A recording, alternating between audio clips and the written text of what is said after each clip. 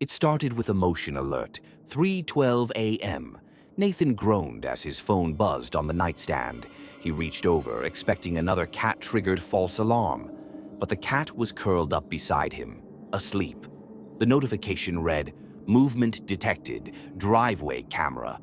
Still half asleep, he opened the app and scrubbed through the feed. At first, nothing. Just the grainy black and white image of his empty driveway. Then, frame by frame, a man walked into view. He was tall, stiff in posture, wearing a faded hoodie and a mask, not a ski mask or balaclava. It looked homemade, paper white with holes for the eyes and mouth, the paint peeling like old porcelain. The man didn't move toward the house. He just stood there, head tilted, staring straight into the camera. Nathan sat upright, replayed it, watched again. The man was gone by the end of the clip, just disappeared. He got up, locked every door and window, again, and tried to calm his racing heart. Probably just a prank, some teenager messing around. Halloween was only a few weeks away. The next night, at the exact same time, 3:12 a.m., another alert. This time, the masked man was closer, standing at the edge of the yard. Same posture, same silence, same stillness. But this time, his head slowly turned to the side, and he waved. Nathan didn't sleep. He printed a screenshot and took it to the police the next morning. They shrugged. No crime had been committed. Could be performance art, one officer suggested. Or someone with a TikTok account, said another. They offered to increase patrol presence in the area. Nathan left with nothing but a polite shrug and rising dread.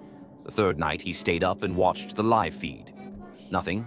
2 a.m., 2:30 a.m., 3 a.m. He blinked. 3:12 a.m.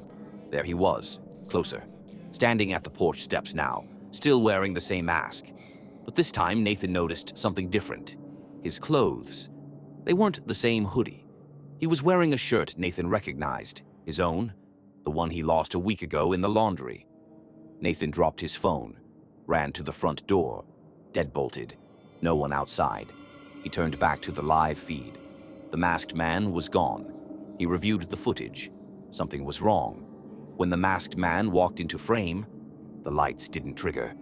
Nathan had motion-activated floodlights installed a year ago. They always turned on. But in the footage, the man was surrounded by shadows, almost as if the camera saw something the lights could not. He called a friend, Liam, who worked in private security. Liam agreed to review the files. He came over the next night with a laptop, a thermos of coffee, and a firearm hidden under his coat.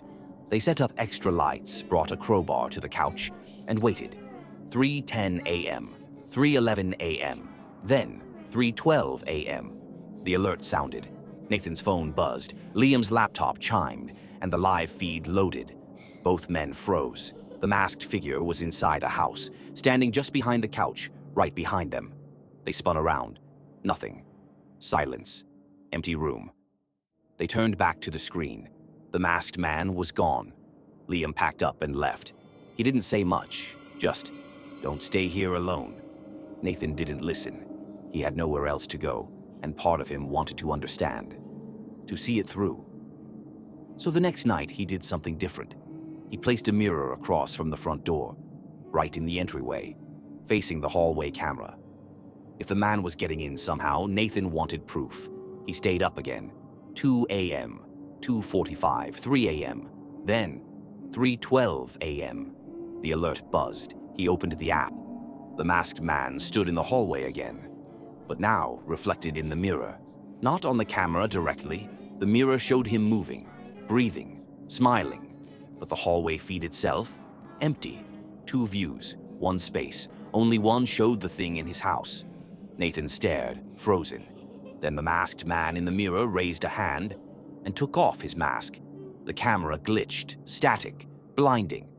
When it cleared, the mirror was cracked, and in the hallway there was something scratched into the wall. A single word, "Hello." Nathan moved out the next morning. He never went back. But weeks later, a motion alert pinged on his phone. It was from the old system. The app still worked.